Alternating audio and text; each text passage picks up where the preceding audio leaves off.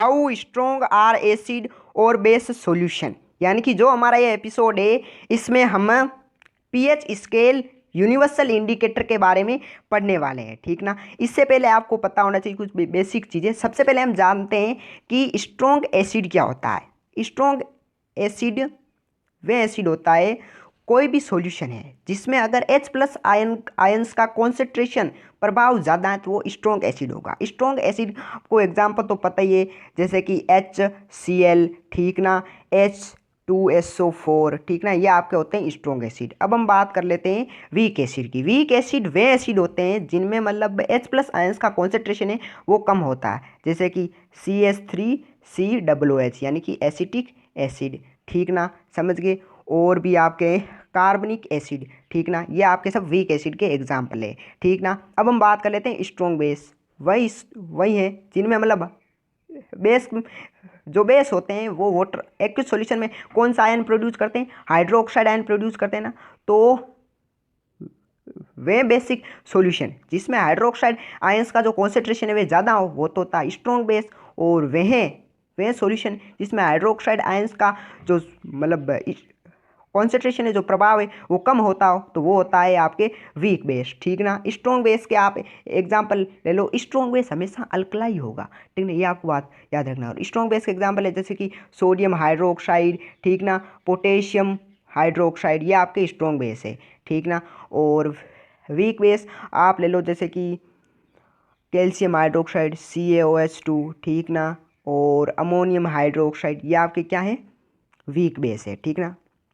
अब हम जानते हैं आपके पीएच स्केल के बारे में। तो देख लीजिए ये आपके होती कुछ ऐसी होती है पीएच स्केल, ठीक ना।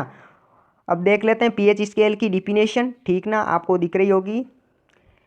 A scale for measuring hydrogen ion concentration in A solution cold pH scale. PH scale एक स्केल होती है जो कि यूज़ की जाती है किसी भी सॉल्यूशन में हाइड्रोजन आयन का कॉन्सेंट्रेशन मेजर करने के लिए, ठीक ना। और जो पीएच में जो पी लेटर है ना, उसका उसका मतलब होता है पोटेंस इन जर्मन, ठीक ना, जिसका मतलब होता है पावर, ठीक ना। जो हमारी पीएच स्केल होती है ना उसकी जो रेंज होती है वो जनरली होती है 0 to 14, आप यहाँ पर देख रहे होंगे, ठीक ना।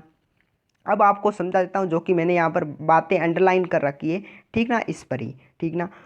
अगर कोई भी सॉल्यूशन है उसका अगर pH 7 है तो वह सॉल्यूशन न्यूट्रल होगा, यानी कि नहीं तो वह एसिडिक होगा और नहीं बेसिक होगा। और अगर 7 से किसी भी सोल का पीएच 7 से कम है तो वह एसिडिक है, और 7 से ज़्यादा है तो वो बेसिक है, ठीक ना। और 7 से कम जब पीएच होता है तो जो एसिडिक नेचर है वो क्या होता है, इंक्रीज होता है, ठीक ना। और 7 से ज़्यादा होता है पीएच तो जो बेसिक नेचर है वे इंक्रीज होता है, ठीक ना। तो समझ गए। जहाँ अब बात ध्यान से सुना, जहाँ पर एसिडिक नेचर इंक्रीज होता है ना वहाँ पर H प्लस आयन का कॉन्सेंट्रेशन इंक्रीज होता होगा, और जहाँ पर बेसिक नेचर इंक्रीज होगा ना, बेसिक नेचर इंक्रीज होने का अर्थ है एसिडिक नेचर डिक्रीज होना, यानी कि जहाँ पर एसिडिक नेचर डिक्रीज होता है वहाँ पर हाइड्रोजन जो आयंस होता है उनका कॉन्सेंट्रेशन भी डिक्रीज होता है। और ये बात, दूसरी बात ये है कि जहाँ पर बेसिक नेचर इंक्रीज होता है, ठीक ना, वहाँ पर जो हाइड्रोक्साइड आयंस होते हैं ना उनका जो कॉन्सेंट्रेशन है वो इंक्रीज होता है। और जहाँ पर एसिडिक नेचर इंक्रीज होता है, एसिडिक नेचर इंक्रीज होना यानी कि बेसिक नेचर डिक्रीज होना, तो वहाँ पर जो हाइड्रोक्साइड आयन है ना उनका कॉन्सेंट्रेशन भी क्या होगा, डिक्रीज होगा। यही आपका था पूरा जो जो मैंने आपको समझे अंडरलाइन की थी। अब आपका जो 2.11 है ना, ये जो एक्टिविटी है इसमें आपको इसमें कहा गया कि जो 2.2 जो टेबल है ना उसमें जो सॉल्यूशन दिए रखे हैं उनके जो उनका पीएच रेंज कितनी होगी अप्रोक्सीमेटली बताना है, और सब्सटेंस का नेचर कैसा होगा, यानी कि सब्सटेंस एसिडिक होगा या बेसिक होगा, ठीक ना। ये आपकी 2.11 जो एक्टिविटी वे है, तो वो आपको मैं बता देता हूँ।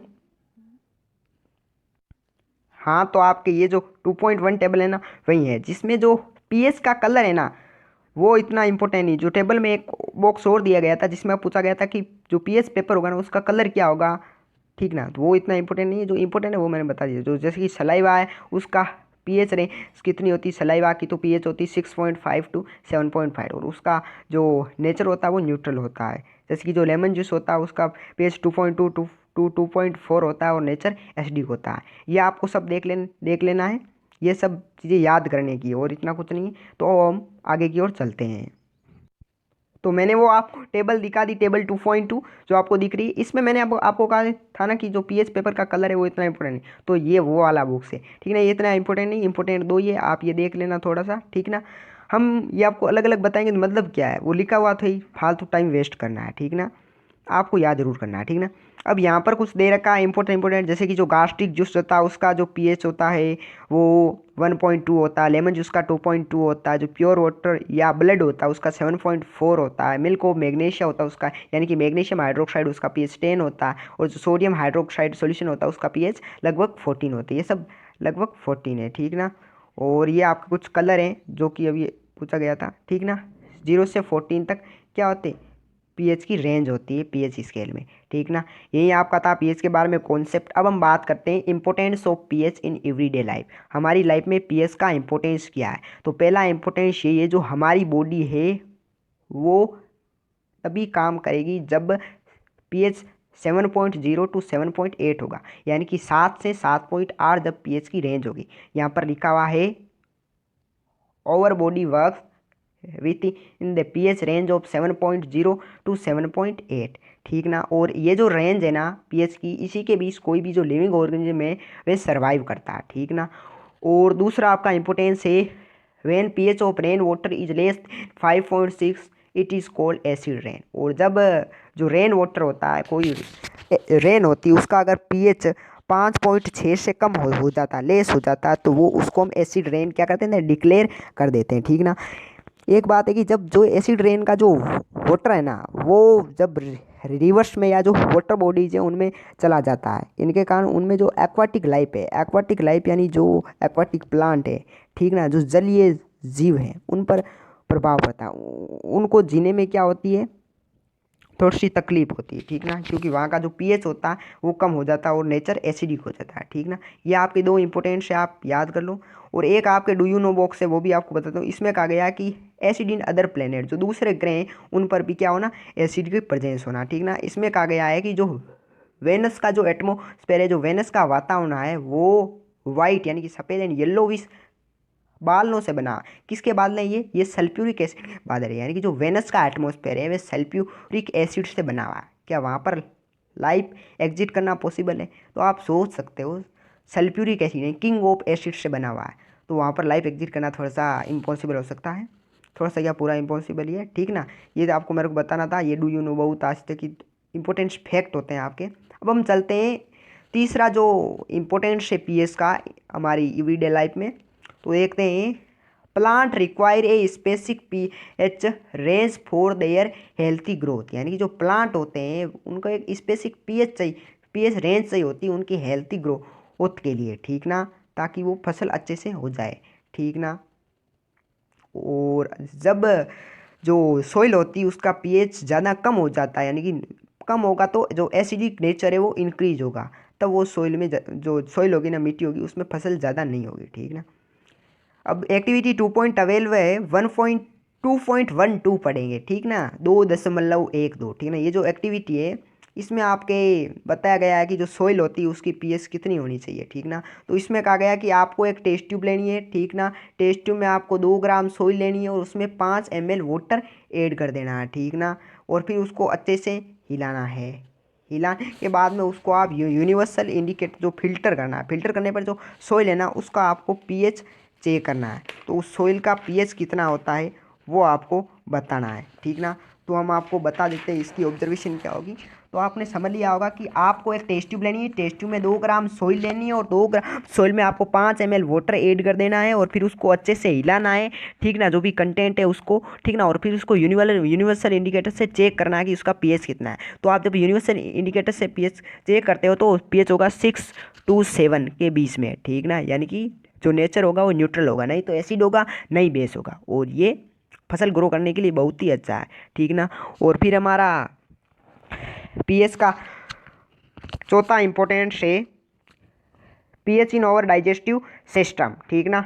Our stomach produce hydrochloric acid, जो हमारा स्टोमच है वो हाइड्रोक्लोरिक एसिड प्रोड्यूस करता है, ठीक ना। जब कोई ज़्यादा खाना खा लेता है, जब मतलब इनडाइजेशन होता है, भोजन पचता नहीं है, ठीक ना, तब वो जो जो बंदा है ना वो एसिडिटी का शिकार हो जाता है। और एसिडिटी के शिकार होने पर हम उसको कहते हैं कि भाई हमें तुम्हें एंटासिड लेना चाहिए। ये हमने चैप्टर की जब शुरू किया था तब पढ़ा था।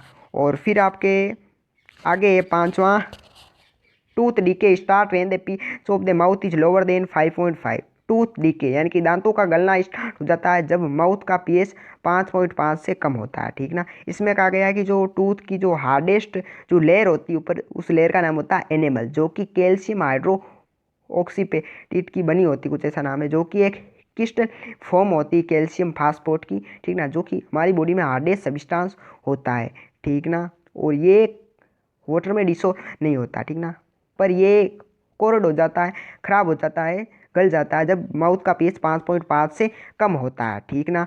जो हमारे माउथ में बैक्टीरिया प्रेजेंट होते हैं जो कि एसिड प्रोड्यूस करते हैं by the degradation of sugar and food particles, जो कि हमारे मुंह में बच जाते हैं खाना खाने के बाद में। इससे बचने के लिए हमें बेस्ट वे है कि हमें टूथपेस्ट करना चाहिए, ठीक ना। और फिर है self dependence by animal and plants through chemical welfare. आपको इतना ही रहेगा कि एनिमल्स एंड प्लांट के द्वारा सेल्फ डिफेंस किया जाता है, जो कि आपकी हानि भी होती है। जब आपको कहीं से काट लेती है तो वो अपना स्टिंग होता है, डंक होता है, वो छोड़ जाती है, ठीक ना। तो वो उस डंक में क्या होता है, मैथोनिक एसिड होता है, और मैथोनिक एसिड वो एसिड प्रोड्यूस करती रहती है जिससे कि हमें पेन होता है, ठीक ना। इसे वो सेल्फ डिफेंस हुआ, ठीक ना। ये आपके डू यू नो वाला बॉक्स है, ये आपको पढ़ना होगा, फालतू तो हमारा टाइम वेस्ट होगा, ठीक ना, टाइम वेस्ट होगा। और ये आपका था जो ये अब कुछ आपके 1 मार्क्स का क्वेश्चन एमसीक्यू आ सकता है कि जो विनेगर होता है उसमें कौन सा एसिड होता है, तो एसिटिक एसिड। ऑरेंज में साइट्रिक एसिड, जो इमली होती है उसमें टार्ट्रिक एसिड, जो टोमेटो होता है उसमें ऑक्जेलिक एसिड, जो कर्ड होता है उसमें लैक्टिक एसिड, जो लेमन होता है उसमें साइट्रिक एसिड, जो एंट स्टिंग होती है उसमें मैथोनिक एसिड, जो नेटल स्टिंग उसमें मैथोनिक एसिड होती है। और ये जो आपके क्वेश्चन है ये आपके होमवर्क के लिए है, ठीक ना। और अब आप जो पीएच का इंपोर्टेंस है वो हम एक बार आपके रिवाइज करा देते हैं। पहला इंपॉर्टेंट है कि जो हमारी बॉडी है वो 7.0 टू 7.8 पीएच के रेंज के बीच में भी काम करती है। Our body works with the pH range of 7.0 to 7.8। दूसरा है when pH of rain water is less 5.6 it is called acid rain, ठीक ना। तीसरा है plant require a specific pH range for their healthy grow, ठीक ना। चौथा है आवर स्टोमच प्रोड्यूस HCl, ठीक ना। और पांचवा tooth decay start when the pH of the mouth is lower than 5.5, ठीक ना। और फिर देखना self dependence by animal and plants by pH, ठीक ना, वो हनी बी वाला लिख देना। यही आपका था आज का, ठीक ना। तो फिर पूरा समझ में आ गया तो फिर दे किस बात की, जा पढ़ ले।